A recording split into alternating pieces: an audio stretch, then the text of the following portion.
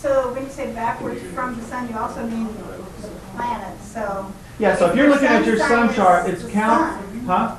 Your sun sign can be the sun, can it? It is the sun. Oh, everybody says the sun. Yeah, exactly. That's why it's called the sun sign. Your sun sign, I'm Capricorn. The sun was in the house of Capricorn when I was born. It's confusing. The sun sign is where the sun is, constellation-wise, When you're born. when you're born. So the sun. Oh, so you have to actually look at your natal chart. Yeah. Yes. So Okay. I'm looking. If you, All right. you want to know anything, I'm like, because there's I thought you nothing. meant count the planets back. Oh no, I'm sorry. I'm There's sorry. houses. No, it's like if I did get this. enough to When I did this, I'm looking at a piece of paper with a natal chart, and my I get it. sun signs, I think, in the 11th house. All right. And you go backwards, and Neptune's in the 9th house, which is all about transformation and death. So that's my job. I like to kill things, the egos. Anyway. So that might be part of it. I'm not sure. But I always resonate with this stuff, and I like that it's always in your face. And I'm becoming more and more like that, not less. So that's just my path. So this is Osho. Now I know how you got on that. Huh? Now I know how you Yeah, got on that. I did a long story, just I should have read it, but oh well. So this is Osho, and this is a story of this. It's called The Man Who Loved Seagulls, and basically it's a bunch of stories that he's translated, and I'm reading his translation. So this is the misery. If you want to possess, you kill, and the moment you have succeeded, the whole glory is lost, because now the other cannot respond. The other can respond only in freedom. But you cannot allow freedom because you are not in love. Love is never possessive. It cannot be by its very nature. And not only loving a man or a woman, if you start loving a Buddha, you will repeat this whole thing. You will do the same. You will be possessive. That is why so many temples have been created, possessiveness. Christians think Christ belongs to them. Christ cannot belong to anybody, but Christians think he belongs to them. They are the possessors. Mohammedans, which I probably totally mutilated that word, think Muhammad belongs to them. You cannot draw a picture of Muhammad, or you will be dragged to the court. Like you can't even draw a picture, because it's a sin. You cannot make a statue of Muhammad because Mohammedans won't allow it. But who are these Mohammedans? How do they become the possessors? They have turned Muhammad into a dead thing. Nobody can possess Muhammad. Nobody can possess Christ. They are all so big and your hands are so small. They cannot be possessed. Love can never be possessed. It is such a vital force and such an infinite force, and you are so tiny and so small you can't possess it. But Christians have their Christ, Mohammedans have their Muhammad, Hindus their Krishna, Buddhists their Buddha. This has happened in religion so deeply that religion, rather than becoming a blessing to the world, has proved dangerous. Through this possessive through the possessiveness, religion becomes the sect. Then you go on worshiping this dead thing, and then nothing happens in your life, and then you think something is wrong with religion. Nothing is wrong with religion. Mahabharata could have transformed you. Krishna could have given you the light that he had, but you didn't allow him. Christ certainly could have become the salvation, but you didn't allow. Jews crucified him, and you have mummified him in the churches. Now he is dead. Good to worship, good to possess, but how can a dead Christ transform you? And the priests know it very well. That is why I've never come across a priest who is a believer. Priests are dead deep down, always non-believers, because they know the whole business, and they know that Christ is dead. When they worship, it is just a gesture for show. It happened once, and it's actually happened a lot since then. This little thing I'm going to read here. It is a historic fact that the year 999, on December 31st, there was a rumor all over the world, particularly in the Christian communities, that the last day was coming on January 1st in the year 1000. How many times have we heard that myth about the computers are correct, Y2K, and all, there's always got that built into consciousness. On January 1st, the last day of judgment was coming, and the world was going to be dissolved, and everybody was going to face the divine. So on December 31st, 999, all the Christians all over the world closed their shops, closed their offices. People even disrupted their things, because on the morning of January 1st, there was going to be no world. People kissed and hugged each other, even went to their enemies to be forgiven. And there was a totally different world that evening. Everything closed because tomorrow there was not going to be a future. So why be an enemy? And why not love? Why not enjoy? People were celebrating the last day was coming. All over the world, Christians closed everything. Only the offices of the Vatican in Rome were open because the Pope knows well, the priests know well, and this is not going to happen. This is just a superstition, and they created the whole thing. But not a single thing was disturbed from the Pope. In other words, he kept on living his life the way it was being lived. Priests are in the know. They know that Christ is dead, and you are a fool. You are praying to a dead thing. That they cannot say that to you because that is a trade secret. And only through it is exploitation possible. And it is their favor because if Christ is alive, they cannot become the agents in between. So that's why he's being so vital to make you pay attention. Because he's kind of setting off people's trigger by saying Christ is dead, right? So he always pushes people's trigger to make them pay attention. So basically he's saying that everybody know, the priest and things like that, know Christ is dead. And he has to be dead for them to be able to do their job. Does that make sense? Okay? And it is in their favor because if Christ is alive, they cannot become the agents in between. An alive Christ will come directly to you. He will not allow a mediator, a broker. He will not allow it. Christ will not allow a priest to come and stand in between the lovers and himself. He will face them. He will come to you directly. So for priests, a live Christ is a dangerous one. Only a dead Christ is good. Priests never like Buddha. When he is alive, they never like a Buddha when he is alive. They are always against when he is alive. When he is dead, they immediately come and organize around him, make a temple, and start exploiting you. Priests are against a Buddha, a Krishna, but they know that when they are dead, their names can be exploited. But you have to remember well that with your love, your prayer, your worship, if it becomes possessive, you are killing. And if you kill Krishna, how can he transform you? How can he bring you to Krishna consciousness? It's impossible. I like that. Basically saying that through our actions and our consciousness, we make our spiritual people dead things that are separate from us. And we got to go through some mediator to have the experience when it's right there at our fingertips. Nobody needs to mediate between you, and you don't have to go to church to talk to God. You don't have to go to a priest or anything. It's all right here, and it's all still alive. Okay, today everybody has a little clipboard. It's got the little picture of the guy looking at the screens. I'm going to explain this, but I thought we'd just go and jump into... There's copies for the last classes. You didn't have the copies for... I had to get you some then. You didn't have class 6? Okay. Because we've actually run this one out over what? 3 days? Okay. So what I'm going to do you have the clipboard with this on it? There's one right down there. On your right.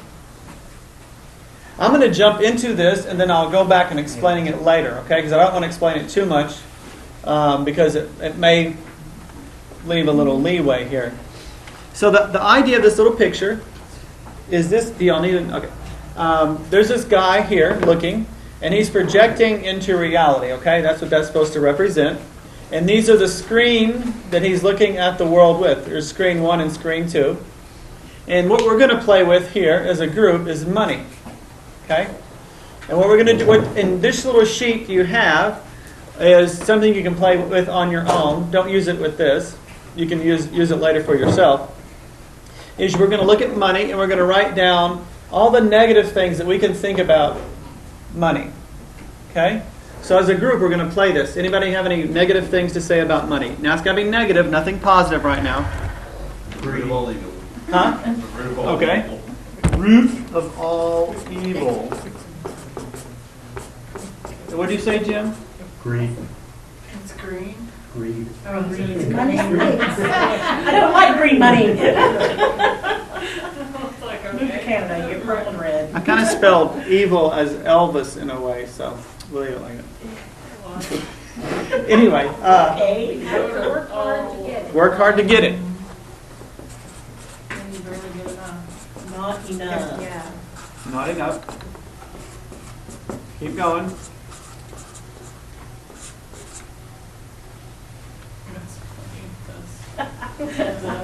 Yeah.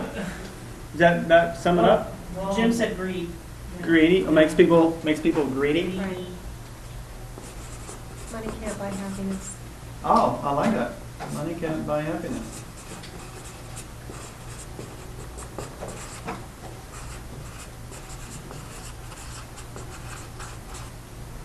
It divides people by true status. Good one. Divides people.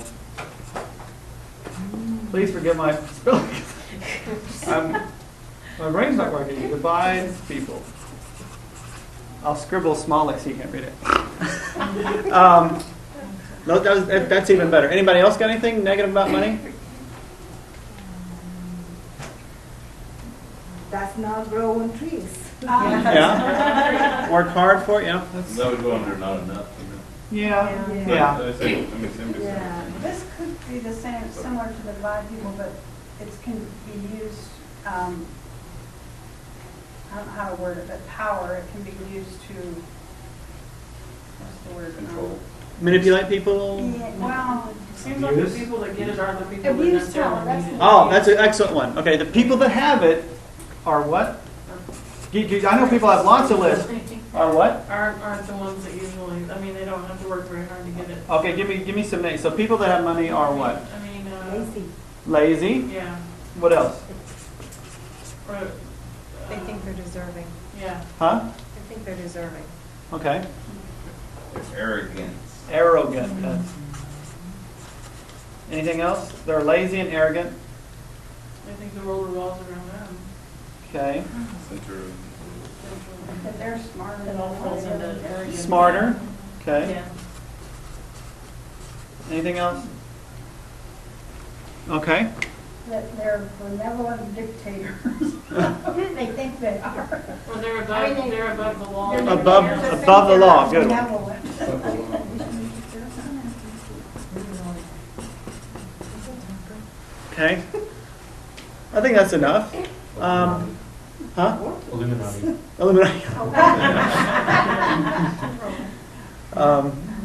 What about? Skull Yeah. What about some any positive things about money?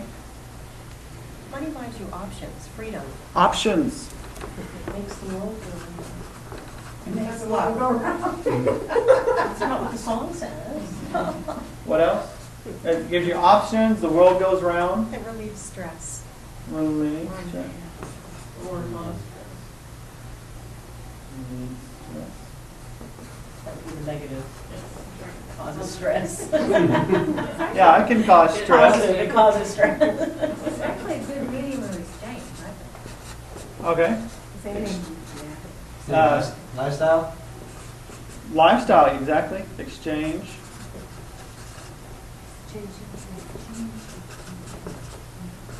Lifestyle. Anything else? Options. The world goes round. Relieve stress. Then exchange. When you have enough to meet your needs, it gives you a sense of peace. Peace. Yeah. Thus, you could give to other people if you're in that state. Very good. Give to others. Security is close to peace. Yeah, it's a good one though. Security. That's pretty good. That's for what I'm going to play with here. You go back to grammar school. So this is how this little sheet comes that we're going to play with.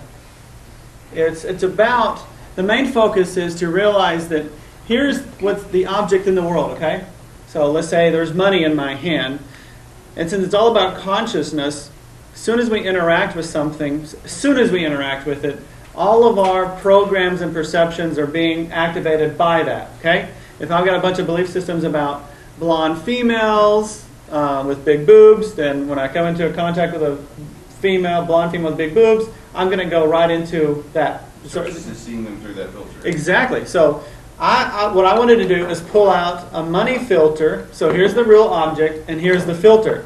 So now we're going to take the filter apart. And the way we're going to do that is AT is always true, ST is sometimes true, and KS is kidding myself. Okay?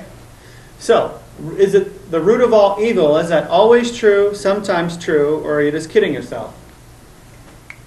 Is it being the root of evil? Is that always true? No. No.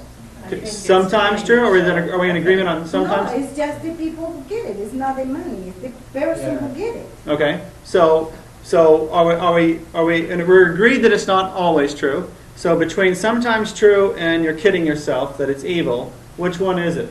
Sometimes. Sometimes true. Okay. You have to work hard to get it. Is that always true? Is it sometimes true? Yes. Okay. There's never enough. Is that always true? No. Okay. Is it sometimes true? Huh? Yeah. Some. It could seem that way. I think it's more of If you live kidding beyond your yourself means. because that's kind of putting a limit on your, in my opinion, you Yeah. put a limit on how much is enough. We'll do SK for both. SK? What's SK? It's confusion. It's confusion. Sometimes kidding yourself. Sometimes You're sometimes kidding yourself. That's the Okay, right there. Kidding yourself. Does it always make people greedy? No. What about sometimes? Yes. Yeah. Sometimes. Yes. Okay. Money, can it buy you? It can't buy you happiness. Is that always true? No. No. No, because there's a lot of times you can buy something. Yeah. You just feel like, man, I'm the happiest person in the world right now. Happiness to be able to. You Yeah. just got me an Right. iPad. I mean, No, I really didn't. if we define happiness, though, there wouldn't need to be any need for anything. I mean, Right. if a speedboat will make me happy, and I mean, and I get enough money for one, I'll be happy the rest of my life. Yeah. There you go. But think about happy usually. Here's, I've heard this before, and I really like it. There's a huge difference between happiness and joy, and this is the difference. Happiness depends on happenings. That's why it's happenings. Where joy doesn't matter what happens. You can be joyful no matter what happens. So happiness would fit in this case because it's something. But woo. So I can't even read that. It divides people. Does money always divide people? No. Okay. What? It doesn't I always think divide it people. does. You think it does? I think sometimes it brings them together. Sometimes. I'm going to put sometimes true. Sometimes. Sometimes scribble. Donald Trump was in here, it would divide him between us. Maybe him. Yeah, maybe him for but sure. Not everybody. But there's lots of people that use money to bring people together and help them. So to me, that cannot be an always true.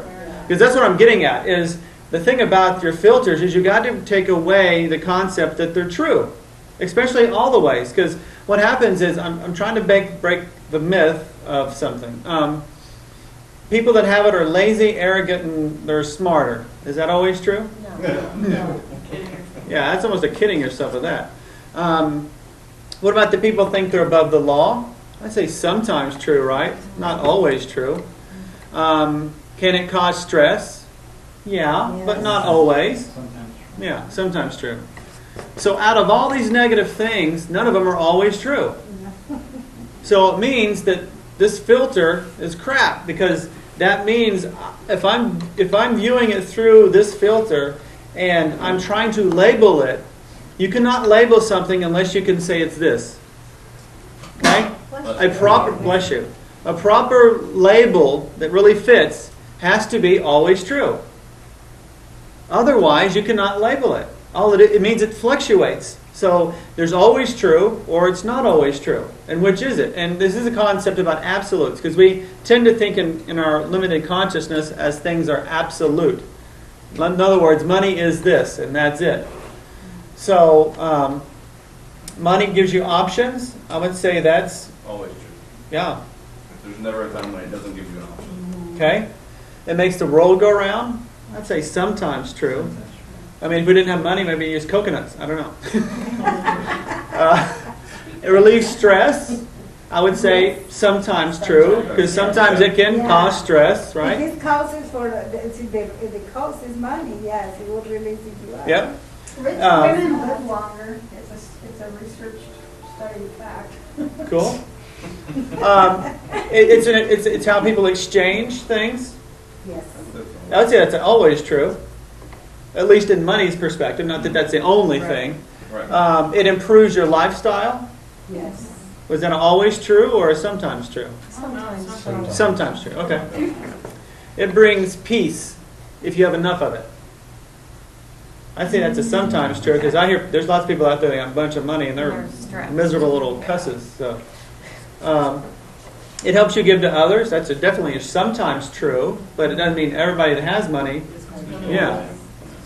Does it give you security? Some sense of security.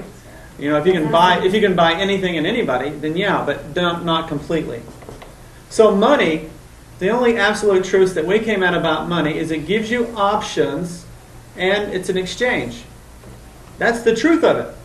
Period. That's the truth of money. All this other crap is something that we projected onto it. And what happens is, with each projection, you change the reality of what you're going to get back from it. Because the projection is you're pushing a wave out, hitting that object, and it's coming back to you. So if you keep in mind what something really is, then what happens is you get a quick response and you don't get all this other static in between. So money, it gives you options and it's a fair exchange between people. That's the truth of it. Out of all this other stuff, the absolute truth is that. I mean, of this little plan, we could go in more depth, but for right now, that's enough to define money. It gives you options and it's how we exchange value. Sometimes physically and sometimes with objects. So the thing about this little exercise here is you can do it with anything. It can be a mate, it can be a job, it can be anything, because it's the same principle that we're doing as we're projecting onto it. So put this over here to play with on a scale. Somebody give me something. So the whole room can participate. We can't do anything personal in the group because only one person can be able to answer the question. So what is something that's like global love? Okay, we'll play with that. And Kat, why don't you sit right here? Just for that way you won't have to look over your head. Feel like everybody's looking at you. So somebody give me some negatives about love. Love hurts. Good one. Well, not really good, but Not really good. So that was negative. That's what we were on. Love scars. like major program. It wounds and mars. It said it hurts, it scars, it wounds, and it The mars. rest of the song. Is that in that song, really? That's the first line of the song. Oh, thank you. What else? It's one side. Healed. One-sided? Oh, we're doing negatives right now. We're in Sorry. negatives. You can't be one sided. Is it time consuming? Ooh.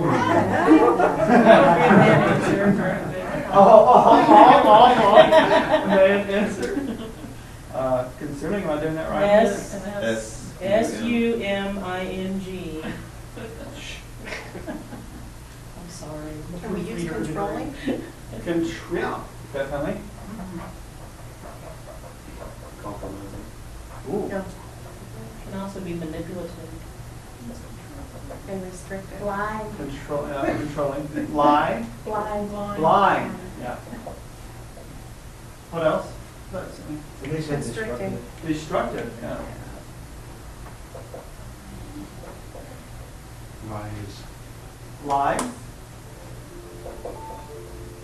Can be scary. Scary. That's a good one. What else? That's a pretty good list. Anybody got a last thing to add to it? Good to know. So let's go to the positive side. Give me some positive things about love. Bliss. Bliss. Healing. Healing, yeah. What else? Security. Security. Support. Support. Support and everybody. Now security's good too. Feeling complete. Complete. Actually, the security is a negative too. Exactly. Same as blind. Blind could be a positive. Blind could be a positive. Yeah, yeah. And that's part of the If it realizing goes below, that the then it's- template is really not that solid. Right. Yeah. That's all this exercise is for. So what else was? Good Huh? feeling. Huh? Good feeling. Yeah, it feels good. Warm Feels fuzzies. good. Maybe the Warm bliss. fuzzy. The warm fuzzies, yeah. Oh, I like that. Honest? Honest. Joyful. Joyful. Real, that's real joy. Freeing. Free.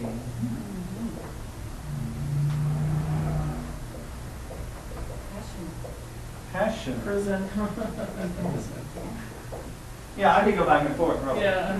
Yeah. That's good enough. So let's go through this list. Oh, you forgot a mini splintered thing. And then the splinter thing. I think that Splinter. goes under feels. Oh, ah, Lifts us up where we belong. All you need is love. stop. More lyrics. Stop. Huh? Love, stop. Tough. Yeah. Oh, good one. Okay, You so definitely put that on the other side too. yeah, that could be a positive. Love hurts. Is that an always true? No, I disagree. Because I doubt that any of you have ever been in love in any run relationship and not been hurt at least once. I agree. I say always. Yeah, but. That's a perception. But that's not. Yeah, the, it kinda goes- the origin. See, I don't think- the I origin don't is think not it's love. Tell me you've never been hurt by somebody you love. But what kind of, Yeah, but it has nothing to do with that. What does it have to do with if you're in love in that relationship, they were young, where the disconnect Let me is? tell you, love does never hurt. It's how you perceive it, I suppose. True love, if we were where we should be, I would completely agree with you. I just think that as humans so far, we're not there yet. So to me, love hurts. Maybe it doesn't hurt you every single day, or God knows you shouldn't be in love. But at least once, it's going to hurt. Even in your teenage years, whatever. Absolutely, Yeah. it's going to hurt. It's part of the I can human tell you when process. it's never hurt. Yes, I can tell you that it's never hurt. Are you still in that relationship? Currently, yes, I've been in that relationship for With 9 yourself? Your mother? So, Okay, with my 2 dogs. I agree there, but they're not human. No, We're talking human. We're not. We're speaking love. We're not speaking human love. There's no. We're not putting it in that parameter. We're All right. putting it in just And I'm love. going to have to concede because my dogs have never hurt me either. Okay. I've been bit by a Stevens dog. You have never had He's speaking for himself. I was speaking for myself. My dogs have never hurt me. So. Is it always People one-sided? No. No. No, that's. No, it's not always one-sided. Depends on who you ask. Is it always time-consuming? Always. Yes. Everybody is What? what we're saying. depends on how you define time consuming, but no. Yeah, because it's Yes. something you have to work at. It needs to be nurtured no matter what. With the dog There's or. many you- So, kinds of so, love. okay, now here's what I want to take this out. Tell me about it. So it's always time-consuming, No. No. It shouldn't Sometimes be. true. huh? I think it's That's what I'm going at. Is it always or is it No. sometimes? Sometimes. Sometimes. But if it's not, then it's not, I don't know. It's something you I constantly. That's another belief I system. have relationships Yeah, we you know, it's might like, have love has talked to for be years, really but we pick up time-consuming. right where we left off and And whatever haven't you time been- we have. I'm saying that it's sometimes true, because is it an absolute? Is love always time-consuming? No. No. Like with your animals, is love time-consuming? And here's the thing, does time even matter when that's really in place? Like when you're a newborn child, it's Yeah. not. In the time-consuming. abstract, it's not In that even. sense. Is love always controlling? No. No. But it can be, for sure. Does it mean you have to compromise yourself? Not always, but sometimes, and we could argue about every one of these for sure. Is it blind? No. Sometimes it is. Is it destructive? I would say sure is sometimes, but not always, That's not not always. always. Does it always involve lies? No. No. Never. Is it always scary? No. No. Getting worse. Do you need someone to write? Well, I have to for be you? right in front of it to write properly. Just put an X there, you know, like Is it- John Hancock, we did it. Is it always imprisoning or No. No. Confining. is it always tough? No. No. Okay, so for Katie, Except for my dogs. Including dogs. It's complicated. and, yeah, love is one of the most complicated ones. I mean, money's easy compared to love. Because money, anything that's an object, is a lot easier to deal with. Because this involves living things. So, is it always blissful? No. I Yes. think that whole list means within yourself. Yes. It could be. Yes. Yeah. But let's go And play are the we talking devil's. about true Yeah, love? let's play it all the way though. Is it always, has your experience of Sometimes. love always been blissful? No. Always. Sometimes. Okay. Is it always healing? At Yes. times, but it doesn't. Right, so I'm always. looking for always though, No, okay? Is it always a sense of security imparted in it? No. no, Most of the time for me, no. Is it always supportive? hell no. Yes. Sorry. Goodness. Does it You always, started this. does it always make you feel like you're complete? Scratch that off. Sometimes. It shouldn't, Sometimes. because if you're not a whole person yourself, you cannot be half of a relationship. Nobody Right. else can complete you. That's Does right. it always make you feel good? No. Not an absolute, Right, not an I'm still incomplete, sorry. Yeah. Is it always honest? It should be. But not always. No. Is it always joyful? No. Do S on all three. Sometimes it gets very sad. Is it always freeing and passionate? No. No. So what is true about love? Nothing. It's nothing. It's everything and nothing. So really the shortcut of What's true about love? It's complicated. the true thing that, I mean, the simplest way to do the whole process is whatever you're looking at, whether it's a person, a place, or whatever you're feeling, whatever one of these things, like say you're in the middle of a money crisis and it's not enough for you. And then then what happens is, if you start thinking your consciousness, you get into this loop where all you do is you draw more and more of that crappy thing to you. So to break the cycle, the trick is, if you can be conscious, and I remember that consciousness is the first thing you got to be, is to ask yourself, is this always true? So, like if love is hurting you this time, is love always hurtful? Because what happens with most people is they've got some really strong positive and negative, not all these, right? But it locks love into a very strong filter. There's no flexibility in it. So all they get to experience, some people, is the hurtful love, right? But that's not true. It's just how it is. It's like the same thing, what I've talked about before is, I am, okay? I am simply, and they say that that's the name of God. You know, whatever you put in there is, you know, you're saying that the unlimited energy is that. So to actually sin against God would be something like, I'm stupid, okay? So, in a box. yeah. But let's take, you could do this with yourself, it gets more personal, but just the concept of you being stupid, you could say, yeah, sometimes I am, but that is not always true ever. Nobody in this room has been always stupid. I'm sure we have been stupid, but you're not always stupid. So it's a way of breaking the I ams that are bullshit, when 99.9% of them are, okay? Are crap. So that's the way of breaking. That's what this is all about, is breaking that. So a little sheet you can take with you. If you got somebody, something you want to work on, you work it the same way. But you gotta be forceful with yourself and say, is it always true? Yeah, it does hurt sometimes. Yes, it's one-sided. Sometimes it is very time-consuming. Yeah, sometimes it's always controlling. You compromise yourself. It's blind, destructive. People lie. It's scary. Feel entrapped, and then it's tough. It's also blissful, healing, security, support, complete, feeling good. And that goes back to the whole concept about vulnerability. Is we got to be open to all of it. Okay? And that's the thing about living is, if you want to experience love completely, you got to be open to what happens sometimes too. If you want to experience money, you got to be open to experiencing any of that happening too. So what happens is we start limiting what we can experience with ourselves and other people.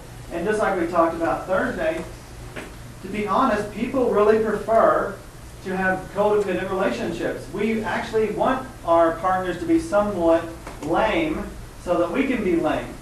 Because the scary part about being completely vulnerable and open and somebody being completely free without any labels is that they're completely free to feel, do, and say what they want.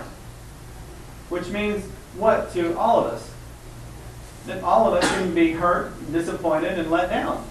But that's the game, though. You've got to be open to all of it or none of it. Bless you. Anyway, that's what that little... Thanks, Kate. I just want you to feel like you're... It's one of those things where love is the biggest enigma because it's Yeah. very simple, but it's very complicated.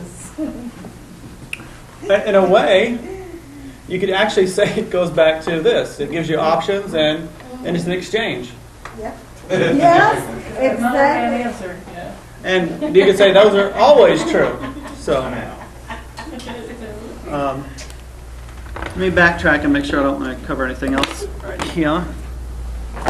So that's the practice. You write down what the issue is. It could be a person, a job, it could be anything. And then you work it through on the sheet. Negative, positive. Let me go back and read something here just to...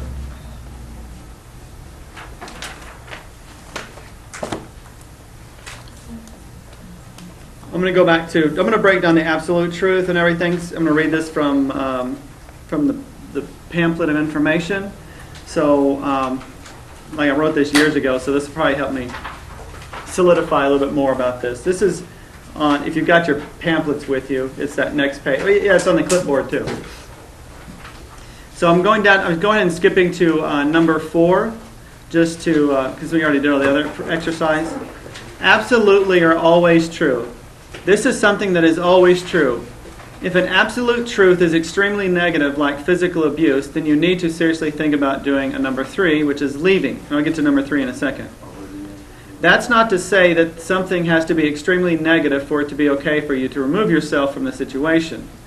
And what I'm doing with this whole 1, 2, 3 thing, or with the is sometimes true, always true, is when you're working through like something you're stuck between. So it's like the negative, the positive, right? So what this helps you do is make decisions about something. That's what I'm writing this part of that for. But you can use it in just getting rid of your films. So most of the time, being in a negative situation comes from our viral programs or demons. For example, a woman who had an abusive alcoholic father as a child may have gotten the subconscious viral program that pain equals love. Therefore, that belief system keeps her stuck in a life-suppressing and threatening situation like abuse. If you have ever tried to talk to someone that was stuck in an abusive relationship, you know that words alone do not help the situation. That's because underlying beliefs have the person's perceptions all screwed up. With a case like this, or any other for that matter, the roots must be addressed, not the fruit of the tree.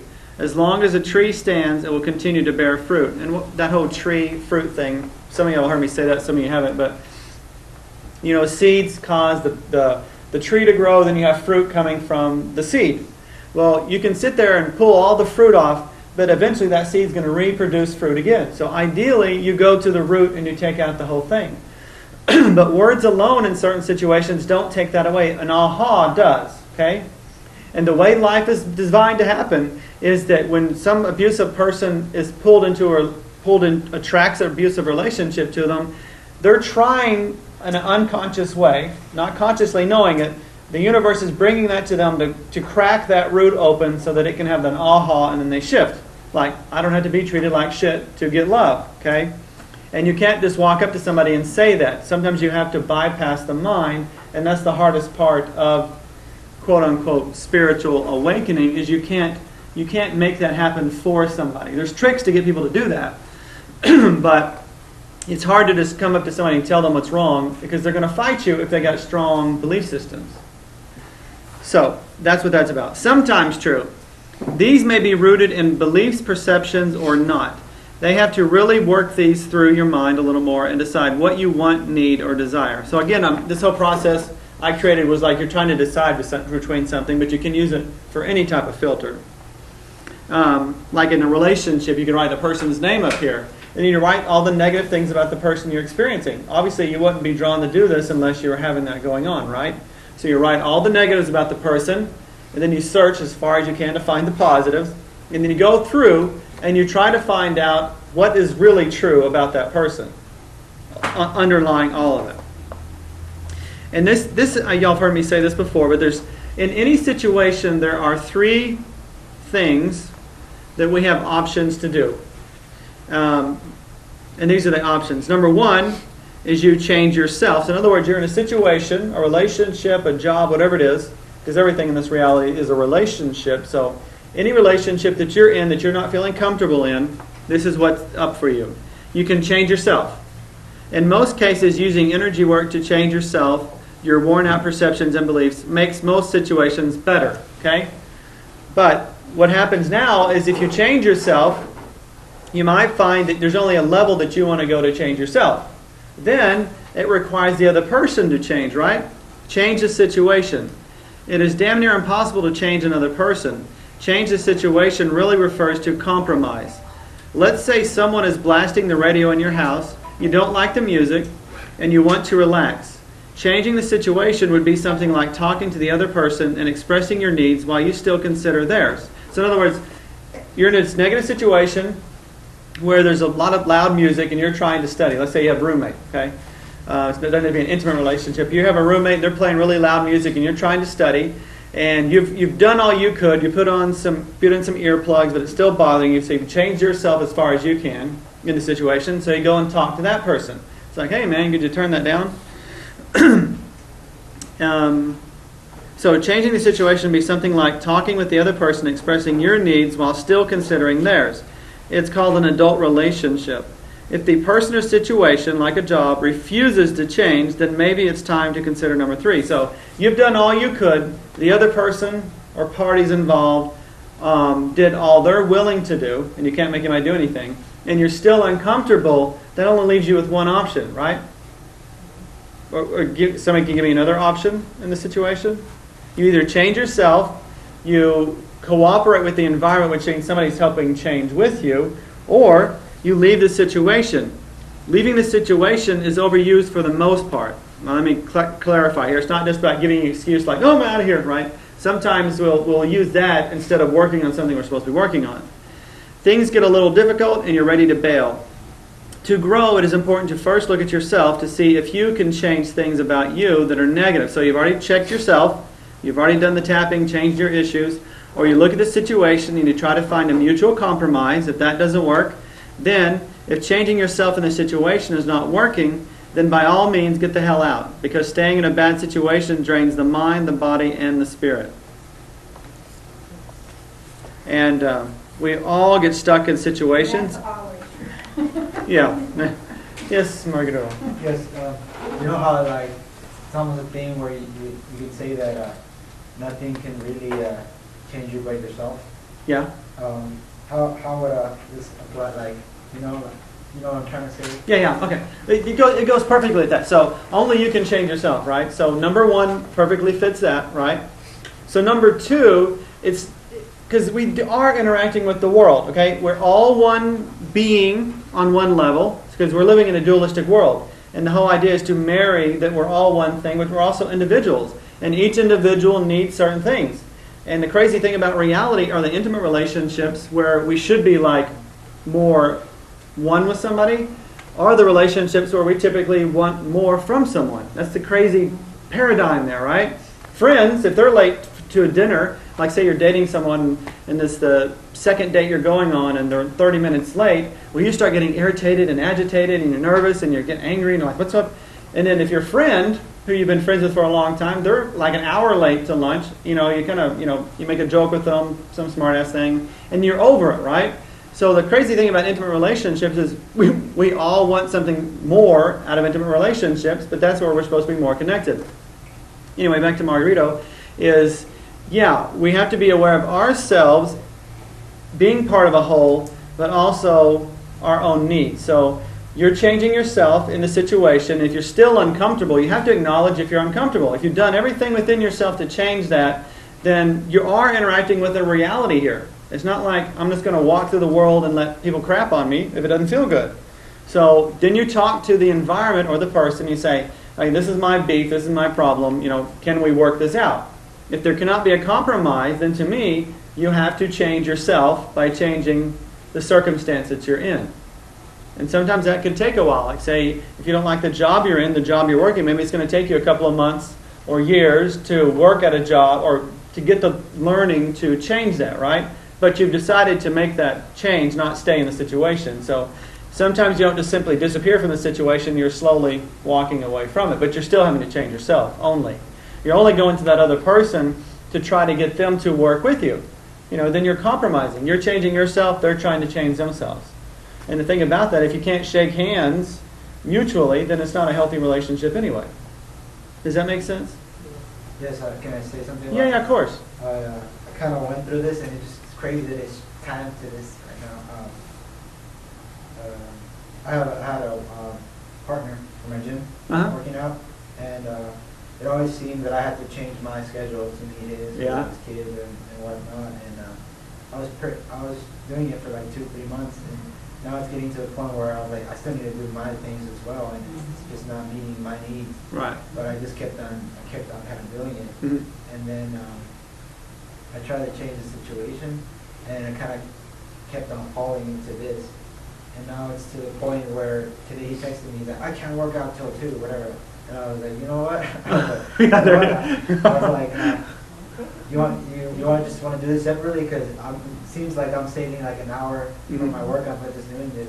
Exactly. And it was like he's trying to bring the victim out of him. Oh yeah, of course. Like, yeah. oh, I need someone, that way I get to push harder or whatever. And I was like, well, I still got to take care of my things. So Yeah. Tough love, I get tough love. That's exactly that's a perfect example of what I'm talking about. And see, Margarito's taking the time out. He's like setting the time aside. And basically, what is he saying to the other person? By him doing that, what's he saying to the other person? I care about him. Yeah, you're important enough for me to take the time. So what's the other guy saying to Margarito? I don't care. You're not important enough for me to do what I need to do. Well, then you need to get the fuck out of that relationship. I'm sorry, but that's fucking it. Period. Yeah, it felt awesome. And the good thing about it is now that he's free, he can pull in somebody that's going to do mutual work, right? It's like Margarito doesn't want to be holding up everything, right? And if you're stuck doing that in a relationship, you cannot have the one you want because you're fucking stuck doing that. So it's about respecting yourself, and that's a great. To tell the other person, tell him what he needs too. Yeah, he did that. He tried to do the compromise. Yeah. It was internally it felt really tough, because it was like, Of course. like you said, that big change Mhm. is like you got, I don't know, just Well, all of us in this room are empaths, or we wouldn't be here. And as empaths, we tend to be super sensitive to how other people feel, and ourselves, of course, but other people too. So we'll be the ones that we'll be the ones that are like in the corner, contorted in some weird yoga position. They're over, sitting in the corner drinking a margarita, because that this explains how much we'll go over to bend over backwards to feel for somebody, or take it like he was adjusting for the other guy, and the other guy wasn't doing the effort. It just doesn't work. And that's okay to me. That's not even a negative thing. If that's not doing what it needs to happen, then you're crazy to stay. Yeah. And the cool thing about that is now he can totally have somebody new come in, and with a new change in attitude, he'll upgrade. So this is how we upgrade in relationships. I mean, intimate relationships too, not just partnerships. Is you're in an intimate relationship and they're treating you bad and you're trying to express what you need. A lot of people stay there because of their program saying, I'm not going to get any better. And they have all this bullshit here like love hurts, going back to the limits and everything. With the stuff that's sometimes true but not always true, so they stay because of that. And then what happens is, here comes the perfect person, but they can't have that because they're stuck in the wrong place. As soon as you say, no, I'm not going to play that game anymore, you upgrade. Sometimes it's really high. Like maybe you run up 10 rungs on the stairs, or sometimes it's just 1 or 2, but at least it'll always be better, because you're going to know, Margarita will know, as soon as the other person starts, like the first time they do that, he's going to be like, yeah. With that, like the main thing that I got, like that kept on running in my head, is like, I'm not responsible for your feelings. Exactly. I'm responsible for my feelings, so would that be just an absolute truth? Yeah, exactly, yeah. And like on the next page where you have the example here, you got Bill at the top. Bill's here, and then you've got the negative and the positive. And I wrote this is like a relationship. He's critical. I can't trust him. I don't like His friends. his friends. Mind confident. I don't like his friends. He is sneaky. And on the plus side, he listens to me, and I love him. And you do the same thing. So on this piece, it's like he's critical sometimes. I can't trust him sometimes. I don't like his friends. That's always true. He is sneaky, sometimes true. So in a way, your sometimes truths may be enough to throw you out of the relationship. In other words, like this guy, he's critical sometimes. You can't trust him sometimes. You don't like his friends all the time. And he's sneaky. Well, that may be something you just need to completely get rid of. Yeah. So it's just a way of feeling. The only reason I put this. He listens to me, I love him. Yeah. But still, that over here kind of outweighs that. Page Yeah. 55. Page 54. So it's still kind of. So there's still like an outweigh. So I put that sheet together just for you to play with back and forth if you're working on something. And typically, the main reason for that is if you're struggling between something, but it can be used for something as simple as this. If you're looking at it, your job a certain way, you can sit there and do all the negatives and positives on that.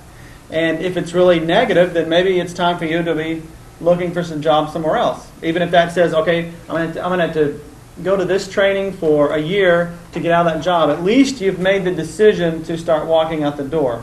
To stay there and not do anything, to acknowledge that it sucks and stay, that's when you start hurting yourself spiritually. And I mentioned this before, is like, if you don't know about recycling, like you live somewhere that nobody's aware of recycling, and nobody understands that we need to recycle and save the planet, and you're not aware of that, and you don't do it, then there's no harm done on a soul level from my perspective, okay? But, however, if you do see the news and you know that the earth is in trouble and you know that you do need to recycle but you don't, that's when you start having soul problem, because you're supposed to be, you know the truth and you're not following it. So this helps you find the truth, but then you got to follow it, because if you just find the truth and then you're still just kind of like, I know this job sucks. I want to go to school. It's going to take a year. I don't know if I want to do that. All you're doing is allowing yourself to stay here, and that's when you start getting soul hurt or damage to your soul, because you're allowing yourself to stay in this negative situation. That's all it's doing is hurting you more and more. And we get trapped most of the time for those belief systems we have. Like, it's going to be hard to get a new job. It's going to take too much effort. Anyway, see, that's all I had on that. Any questions on that? It's pretty simple. I went over the light worker thing last time. I'll go ahead and go over to here because I don't think I taped the last one. It's very simple though. You can think about, you've heard the term light workers before. Mm-hmm. To me, I look at the body. I look at like we're inside a big body. Just like the solar system, like I mentioned, the solar system is actually like a huge soul, and we're like in certain aspects of that soul. We're in the earth aspect. So you can look at the solar system and the planets as the chakras of that being, and we're in the earth chakra of the solar system. Ooh, I like that. Channeled. Anyway, and the light workers are supposed to be bringing light onto the planet. And how I look at that from a body perspective, let's say we're in the body of a Christ or the being or something like that, light workers to me would be like the white blood cells that are going around the body trying to keep it clean while other negative things are making problems, right? So there's always going to be negative things causing problems, and there are always going to be white blood cells in there trying to change it, like white light, right? White light bringing it into the body. And the white light, the white blood cells help transform and keep the body healthy. And by doing these consciousness exercises on ourselves and trying to go out into the world and live in a positive way, then we help transform and keep the negative clutter out. To me, that's how I see a light worker. Another way of looking at it is like behind the clouds and everything, the sun is always shining. The sun never flips a switch and turns off. It's always going, right? So there's that curtain right there in front of that window. You can think of the curtain as your ego, and then like the window is like your being of itself. So without the ego, the light just shines all the way through non-stop. But with the ego, and the ego is these things like the perceptions we have about different things, the projections, all these negative things that we carry are like closing our curtains so the light doesn't shine through us. And to me, what my focus is in groups like this is to unclutter, it's to open up the curtains, to take all that stuff out of the way so God does what God's always doing. He's always shining. And God is meant to come through us. God doesn't come to the planet, through some other vehicle. It comes through like us.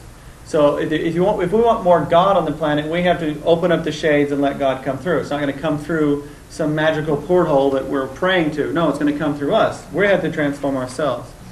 So the analogy here is the light shining, the self is like the glass, the window, and the ego is the curtain. And this room would be like the planet or somebody you're working on. And you've got to have that open up to let the light come through. So when you're working on someone, talking to someone, if you're talking to someone, and let's say you have men up here, men are negative, right? You have a negative list here, and you're talking to a man, you're already looking through that filter. So if I've got a filter, and say I'm looking at Marcia, and I have this concept of females, right? And I'm looking through my filter, let me put it this way. It's like me putting a filter over that window, okay? If God is shining through 100%, and all of a sudden I have a filter up here, I'm then filtering. how much love I can share with the other person, how much love I can bring into my job, how much love I can even bring into this planet, is based on the filters I'm viewing the world through. Because if I've got some judgment about somebody, I've already closed the windows somewhat, and only a little bit's coming through. And if you're like that in certain relationships, then what happens is, in those relationships, it's lacking love because you're the one that's not open up. You're the one that's not working on something that you need to work on. And sometimes that means getting out of the situation. If you can't, that phrase, if you can't say something nice about somebody, don't say anything. If you cannot stay in somewhat of a positive attitude around someone, and you've tried to work through it with them, and you've tried to change yourself, then all you do is send negativity back and forth between the two of you. It's better to break it and not keep feeding negativity to each other than to keep staying in the relationship. Just like Margarito. Margarito healed that up for himself. Now he can have more light coming through. And that guy is going to draw to him somebody else with the perfect consciousness to play that game some more. Until something pushes him to make him stand up and be responsible, just like the other partner. So Margarito was being responsible, the other guy wasn't. And in relationship, which is all life is about, everywhere you go, you're in a relationship, whether it's with your car radio, your computer, going outside in the weather, it's all about relationship. Period. That's all. With this, since you said not about all the truth, it's almost like creating like boundaries for yourself that you want. It's kind of the way that I'm perceiving it. Say that again, Margarito. It's like we're creating conscious boundaries. Yeah. Kind of Yeah, exactly. I mean, because why do you think we have filters? To make us safe, right? So love hurts. I'm going to remember that. I'm going to burn that into my filter of reality. So what am I going to do when I start feeling love? When I start seeing it come to me? You're going to hurt. Yeah. That's the warning. That's what I'm projecting on. It's the filter. Remember, nothing touches me. Here's the thing to remember. Nothing touches you or me save through our filters. So if I've got a filter here and it says love hurts, and love starts coming towards me, and it starts coming to my filter, what's going to happen? It's going to filter it through. It's going to diminish it. It's going to be depending on how much. It's narrow the spectrum. Yeah, it's going to narrow what I get back to me. So that narrowing may be an abusive relationship that comes in, that makes its way in. It may be a negative remark from a coworker all the time. It could be anything. But it's that thing, that narrowing, that gets you stuck into repeating over and over that until you erase those things. So we put those things on our filters to remember because we don't want to be hurt. So we etch them on there on purpose. The only thing about that is that they're not always true. And when you write something on your filter, on your I am that's not always true, then basically you've sinned against yourself and reality in general, because all you've done is separate you and somebody else. And if we're all connected, then that's not even a real reality. So we're walking around playing an illusion. In a video game. Yeah, in a way it's kind of like that. Of course, I have a theory that could be possibly true. I mean, think about it. With the technology we have nowadays, just if you went 50, 100 years into the future, I'd say 50 years really, but let's go all the way 100 years in the future, you could totally implant a complete living system that seems so real inside of somebody's brain cell. Just like that. I mean, they've already got things that are so amazing it would blow our minds. I mean, and usually when we hear about technology, it's already been out 10 years. They filter it to us. So these things are, they're already experimenting with merging with technology. I read about this family who's got their house hooked up on a computer, the lights and everything, and they have these little chips in them. And just by verbal commands, they tell the house what to do. But think about just our animation in movies and stuff nowadays, how real it looks. It's like before you used the claymation things. I remember like Jason and the Argonauts back in the old days. Everything would be moving slow and the dinosaurs look stupid. Now it looks so real. Now it wouldn't be very far-fetched to be able to put somebody's consciousness into an entire reality like that. And they're doing that with video games. What they call a game board. Create a whole reality and throw a bunch of people in it. I mean, in one level, you could say that's what Earth is we're in a huge simulated reality. That's a multiplayer video game. And it works on a very specific computer program. Program. Yeah, the very specific program is all this reflective stuff. No, I mean, it's got a very specific language, math language, right? Which goes back to the basic geometry of things. So this math language and why it shows up everywhere and why these, like the Ark of the Covenant and things like that show up in the body over and over is, in a way, it is like a huge hologram. We're inside a huge hologram, and it works, each hologram probably different in different realities. So in this reality, it works, if you know the language, you can start reading and picking up things that most people don't even know that are there. Just because you're starting to understand the computer language. Reminds me of that movie Jim Carrey was in, that they videoed him the whole time in that simulated town. Oh, Truman Show. Oh, yeah. Truman Show, yeah. There's another one that takes it this kind of to another level, almost the whole movie, is the 13th Floor. That's a good one. Yeah, anybody seen the 13th Floor? It's Tell me about... what it was That's about. freaking awesome. It's about this scientist. He's got like 2 people that work with him, and it's this huge computer room, and they've made this simulated reality. And what they do is they get inside, the main guy, who's like the older doctor, he keeps going into the simulation and interacting with it. Well, he's dead, and then one of his co-workers are like trying to figure out what's going on, so he goes into the simulation, and just to barely ruin it for you, but not all the way, is that he learns inside the simulation that maybe the reality he's in is a simulation. So what happens is he goes back to see, and there's a way. Like a real mind blower. Yeah, it is, because basically these people are in these people, the scientists, create this synthetic or cybernetic reality. They project themselves into. They come back into what they think is real reality, and they don't know that may be a simulation itself. Inception. Yeah. Like that movie, yeah, where the ghost thought that the humans were the ghosts. Yeah. Others. Yeah. Yeah. Others was good too. Yeah. Yes. And actually it goes on to say that maybe the reality that the simulation is a part of is another simulation, another simulation, another simulation. So it's Inception, basically. In a way, except it's really at the end of Inception, they leave you hanging. Yeah. Is he still in a dream state? Yeah. And the mind's a crazy thing. If it is all consciousness, and just like Neo, I mean, when I saw that movie, Matrix, the thing that really, when I got the chills, of course I'm geekish this way, is that when he wakes up in that huge thing where all the people are attached into, that'd be just like being, they were jacked into a reality, just like I'm talking about, where they thought what they were living, and they were in these little cubicles, they thought they were living this entire other life, when that was the false dream. It was Maya, it's the illusion. So, but I tend not to, I mean, I've played that trick before, and I can get really mentally woo-woo on that, but I prefer to stick to this level. How about if we just figure out what's going on here, what's limiting us, and I can play with creating whatever I want. Another good one, Vanilla Sky.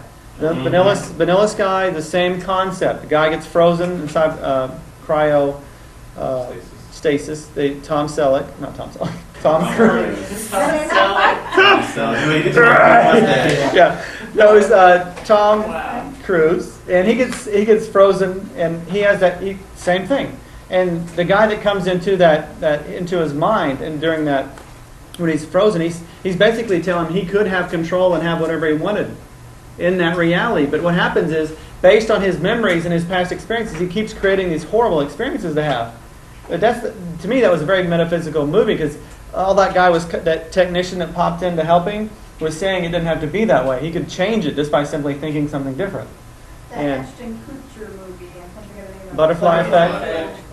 Well, Butterfly Effect, on the very front cover of the movie, they're highlighting the sphenoid bone. Mm-hmm. And in anatomy, that's called the butterfly. I call it an owl because it looks like an owl.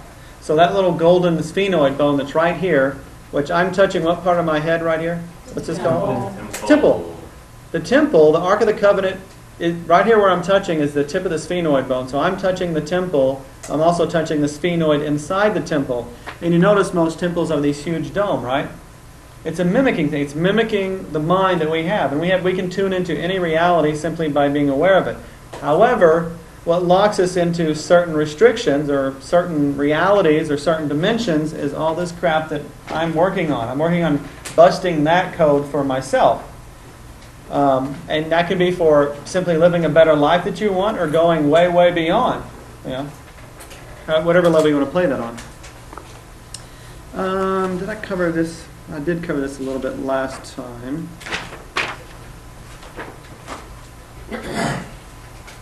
I'll go over this really quickly to make it a little more thorough. And I did read this once before, but this is page 58. It's called Being a Vessel for God.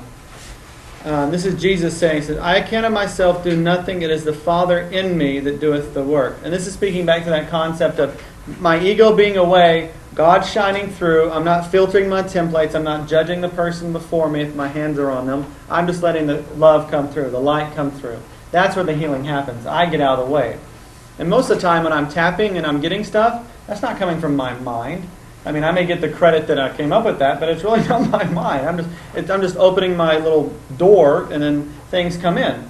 And I've seen that in the group is always picking up that stuff. So it's not limited to me. Everybody has that access, because that whole Ark of the Covenant can tune into any reality. And you can pick up anything. It can take you outside of your box as long as you're aware that you're in a box. If you believe love is that way, and you don't understand that that's a limited concept and that you can go beyond it, then you're stuck in experiencing that love.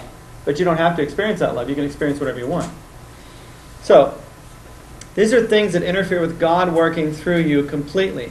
Number one, on this little box over here we've got God coming through. And when I say God, my definition of God is the life force, the conscious life force that supports and gives life to everything. It doesn't judge. It just gives life to everything. So whatever you focus on, it's giving you the energy to do that. And you can create negative, horrible things. You can create positive things.